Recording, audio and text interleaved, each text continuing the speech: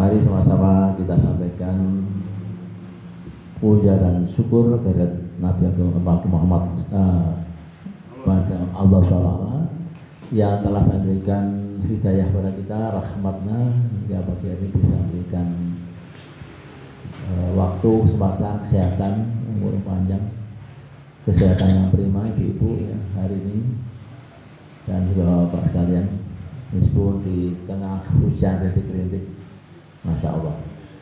Salam dan salam kita juga agar Nabi Muhammad SAW. Semoga kita termasuk umatnya dan akan mendapatkan syafaat kelak di yaumul kiamat. Allahumma amin. Bapak Ibu sama Allah, pada kesempatan pagi ini sesuai dengan aspirasi request beberapa jamaah yang japri ke saya, maka saya ambilkan satu judul pada pagi hari ini yang tiap tahun selalu diadakan peringatan tahun baru ya. Dan kita akan mencoba mengkaji pada kesempatan pagi ini dengan dimensi yang lain, karena kita forum ini, kajian ini sudah berjalan 4 tahun, berarti sudah 4 Desember ya. Selalu membahas masalah tahun baru Masehi dan juga Natal. Ya sudah terangkan berkali-kali, tapi yaitu namanya manusia masih ingin paham lebih jauh. Dan itu pada saat pagi ini ada beberapa hal yang ingin saya sampaikan dengan judul 3 agama di tahun baru Masehi.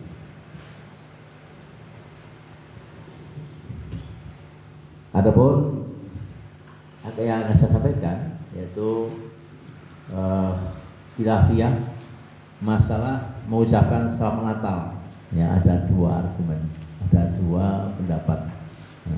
Dalam ini memiliki argumentasi yang kadang-kadang oleh orang awam sulit dipaham. Yang kedua, subtitlenya mana yang lebih rajin, ucapan selamat Natal atau tidak, itu mana yang lebih rajin, maksudnya lebih afdol, lebih kuat alasannya ya? Karena kita bisa discuss beberapa jamaah sekalian. Kemudian yang ketiga, subtitlenya tahun baru Masehi merayakan 3 agama kufar. Apakah termasuk Islam? Nah, ini perlu kita jawab ya. Yang keempat, trompet pasti selalu ditiup di awal tahun baru ya. Besok kita lihat coba. Hari ini sudah diumumkan rute-rute jalan yang untuk pawai, untuk peringatan tahun baru Masehi ya, di mana-mana itu. Sehingga polisi pun mengendalikan kondisi lapangan. Trompet ini agama Yahudi ya. Lambang agama Yahudi itu trompet. Ketika pendeta-pendeta dan rahib-rahib Yahudi memanggil jamaahnya dengan trompet. Nah, tahun baru Masehi itu yang trompet moodnya orang-orang Islam. Ya, betul ya Bapak Ibu sekalian? Ya Pak. Justru ribuan bahkan jutaan yang memanggil jamaah Yahudi itu orang Muslim ya. Orang-orang yang non Muslim itu justru melihat dari TV, melihat dari kejauhan. Ternyata agamaku sudah tradisionalkan, sudah dirutinkan oleh orang-orang Islam ini kan. Jadi ya, yang kedua, lonceng. Nah, lonceng ini lambang Nasoro. Kalau orang Nasoro itu memanggil jamaahnya dengan lonceng. Ya. Besok kita aja tetap barukan loncengnya banter sekali. Di lapangan ada pakai sirine ya, yang dapat kita dengarkan masing-masing. Kemudian yang terakhir, kembang api itu lambang agama Yahudi, Majusi. Lambang agama Majusi.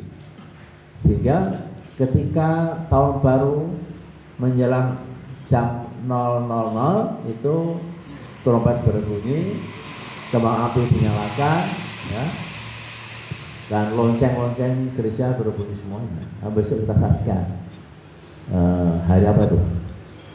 Hari Ahad malam ya? Atau nanti malam? Oh, nanti malam. Nanti malam ya, ralat nanti malam. Karena itu bagaimana kita membekali pada masyarakat jamaah dimanapun, keluarga kita, anak cucu kita, jangan sampai menghadiri ikut merayakan tahun baru Masehi ya. Mungkin ada yang bertanya, dulu Bapak suka ikut itu sama Pak Rison itu. Ya, alhamdulillah Mbak Jamari sudah sehat. Alhamdulillah. Ya, alhamdulillah sehat ya. Itu ya, jadi nanti kita bisa ya diskusi ya. Kita buka tahun baru Masehi, Natal bersama dalam pandangan Islam. Ya. Bagaimana dalam pandangan Islam? Kemudian kita lihat konsumsi kembang api itu melihatan. Ya. Kita lihat ini contohnya di Kota Jakarta, saya ambil sampel tahun 2015 yang lalu, sekarang mungkin menjadi-jadi. Saya mengambil sampel tahun 2015 di Jakarta. Yang namanya konsumsi kembang api itu melihatan, ya. Dan terbagi dalam beberapa daerah, Jakarta Timur, Selatan, ya, Pusat, Barat, Jakarta Utara, Kepulauan Seribu, semua merayakan tahun baru Masehi. Kira-kira saya tanya Bapak Ibu sekalian, itu yang hadir kira-kira 99% Islam atau non-Islam? Islam. 99% Islam. Berarti yang memperingati tahun baru Masehi itu justru orang-orang kita, ya. Ini yang harus kita kita ingatkan agar sampai terjadi di sekitar kita ya. Emang repotnya kalau jadi pejabat, dari gubernur, wali kota, bupati itu gimana? Diundang ya. Pak Rison dulu waktu dari Kapaksos dan camat itu selalu ikut bupatinya itu. Ya. Ikut bupatinya. Itu yang bicara bukan pribadi tapi jabatannya. Jabatannya. Karena setelah pensiun ya Pak Rison nggak pernah ya Pak Rison nggak pernah Natalan kan, nggak pernah itu kan. Ya itu yang kita perlu kasih ya. Yang kedua, hukumnya gimana? Ya, perayaan tahun baru termasuk bagian hadarah ya, peradaban atau budaya non Islam ya. Kaum muslim dilarang ikut serta memeriahkannya. Dalil keharamannya jelas ya. Pertama, dalil umum yang mengharamkan menyerupai kaum kafir. Tasyabuh bil kufar. Ya, tasyabuh bil kufar itu hadisnya sahih. Kita tidak boleh mengikuti seperti itu ya. Barang siapa yang menyerupai satu kaum, tasyabuh tadi itu, maka dia termasuk dalam golongan mereka kufar. Ini rawahu Abu Dawud dan Sahih. Kedua, dalil khusus yang mengharamkan perayaan hari raya kaum kafir, tasyabuh bi al-kufar fi ayatina. Jadi suatu ketika penduduk Madinah merayakan 2 hari tertentu sebagai waktu bersukacita. Kemudian ketika Nabi berhijrah bertanya, kalian memperingati hari apa? Hari besar kami, kan? Hari besar apa itu Bapak sekalian? Hari besar zaman jahiliyah, ya. Hari jahiliyah. Nanti di belakang ada namanya. Jadi maka Nabi terus sampaikan bahwa atas perintah Allah, maka hari besar jahiliyah itu diganti menjadi hari besar Islam, yaitu Idul Fitri dan Idul Adha. Itu ya, akhirnya begitu. Kemudian menurut Imam Tabi'in, Imam Jalaluddin Asy'uti ya, mengatakan termasuk di antara bid'ah dan kemungkaran adalah menyerupai orang-orang kafir dan menyetujui mereka dalam perayaan hari raya dan acara-acara mereka yang terlaknat. Al-amru bi'atiba wa an-nahyu an-nafida, itu dalam bukunya.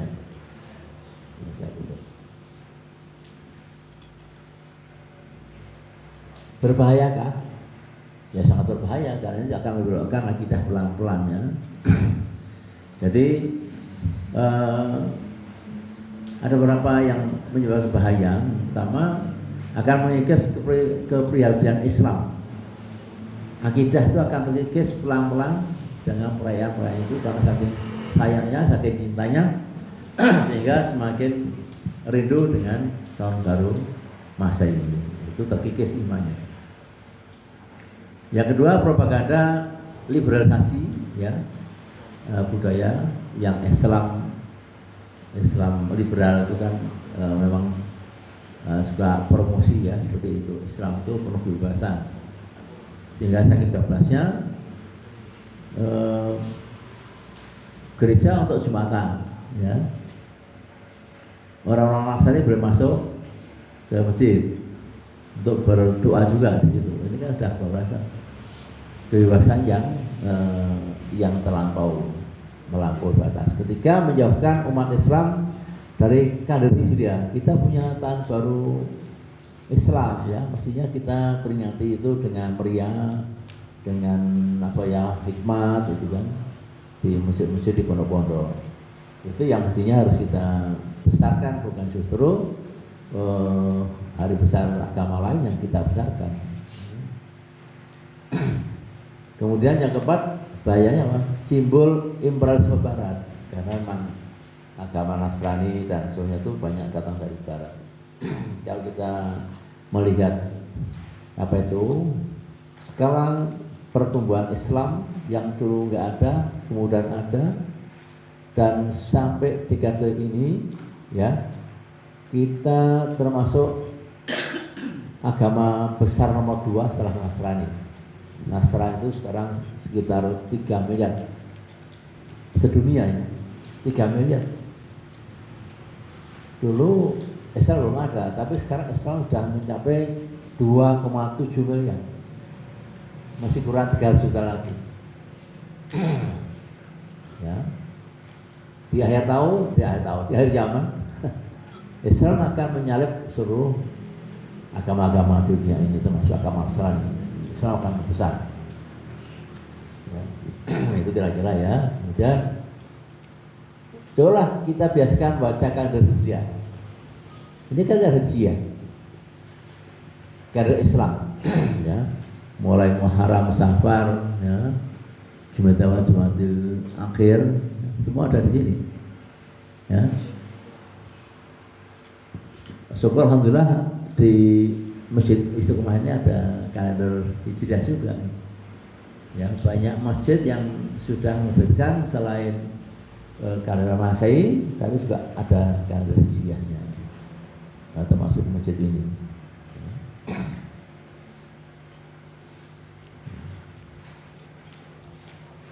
Nah, sekarang kita bicara hukum perayaan bersama. Umat Islam jelas diharapkan, 1, mengikuti perayaan Natal, 2, Natalan bersama, 3, mengucapkan selamat Natal dan menggunakan atribut Natal. Kan kalau tahun baru besok ya, itu meskipun sudah nggak Natalan, Natal sudah lewat, umat Islam itu menggunakan baju apa? Bapak sekalian masih ingat? Sinterklas. Itu kan lambang agama Katolik, Protestan itu kan. Tapi betul ya. Tapi kita pakai itu bangga itu kan. Ya yang sama diri nggak mau, jangan bangga. Tapi orang-orang yang paham itu merasa bangga dia. Gitu. Pakai baju. Nah, itu rupanya ya. Ya. Kemudian dari As-Surah tadi saya sampaikan ya. Tasabuh bi al-kufar fi asadib. Nah, itu kan sesuatu yang meniru-niru seperti kaum kafir. Itu selain dosa besar ya. Enggak boleh haram. Kemudian ada isma sahabat, kebijakan Umar yang disepakati semua sahabat ahlul dhimah non muslim ya tidak boleh mendemonstrasikan hari raya mereka di wilayah Islam. Itu sahabatnya.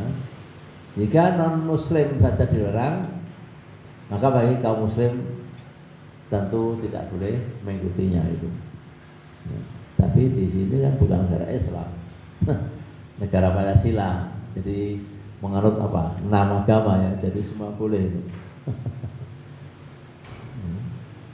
Kita saja yang merasa Islam yang betul kuat akidahnya, janganlah ikuti hal yang seperti itu.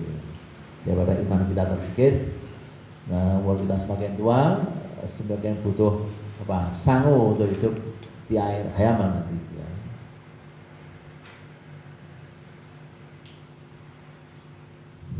Nah,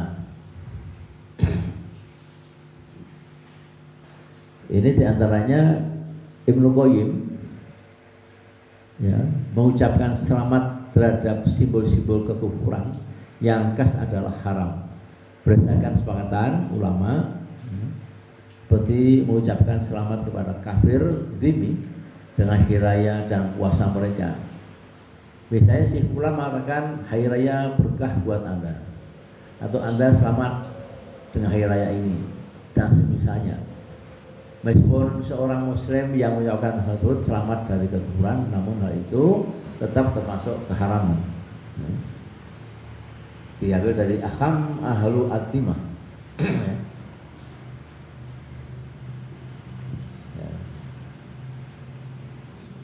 Karena kita mengucapkan selamat Natal itu sama juga berarti artinya apa? Mengucapkan Natal itu artinya apa? Itu kan bahasa Latin Pak. Kelahiran, lahir. Yang lahir itu maksudnya Tuhan, dianggap Tuhan kan? Tuhan mereka. Kita boleh mengucapkan selamat Natal, tapi harus ditambahi selamat Natal Isa ibnu Maryam. Boleh, tidak apa-apa. Lihat? Nggak, artinya kalau seandainya terpaksa begitu, tapi akan terjadi pasti perselisihan dengan kawan-kawan kita. Ya, salaman kemudian bilang salam Natal Isa ibnu Maryam. Itu pasti dia lupa ibnu Maryam, ibnullah kan? Dia ibnullah, itu yang dosa. Karena Allah tidak punya anak. Ini yang harus kita pahamkan. Atau selamat Natal belakangnya dibaca saja di bisik dalam hati kita Ibnu Maryam. Bisa nggak gitu kira-kira? Ada yang ulama gitu selamat Natal ya, tapi belakangnya Ibnu Maryam, dalam hatinya Ibnu Maryam. Bukan Allah. Ya, berbagai macam cara lah ditempuh ya untuk apa? Bukan tidak dari pertentangan antara agama ya. Ya. Jadi nah ini gambarnya orang di pester mulutnya haram membersihkan hari Natal dalam bentuk apapun. Cuma saya baca postingan video ulama dari Arab juga dengan bahasa Arabnya fasih mengatakan bahwa sekarang ini jamnya zaman wifi, zaman internet digital gitu ya.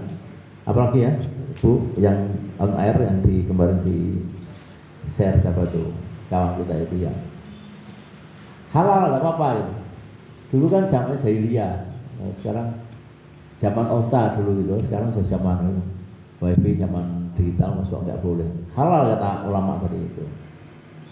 Saya bertanya pada Bapak sekalian, apakah dalil Quran dan As-Sunnah Ijma itu akan berubah karena zaman? Enggak ya? Enggak berubah ya, Bapak Ibu yang ada di on air, online, ya. Jadi Quran sampai besok kiamat ya seperti itu. Hadisnya Nabi Muhammad sudah menikah ya seperti itu, enggak boleh. Jadi ada ulama begitu. Kemarin kita lihat ulama itu ternyata termasuk ulama yang apa tuh? Termasuk ya, yang dekat dengan kaum Nasoro, yang kadang-kadang hidupnya juga banyak dibiayai oleh kaum Nasoro. Itu kan repot, S3-nya Nasoro.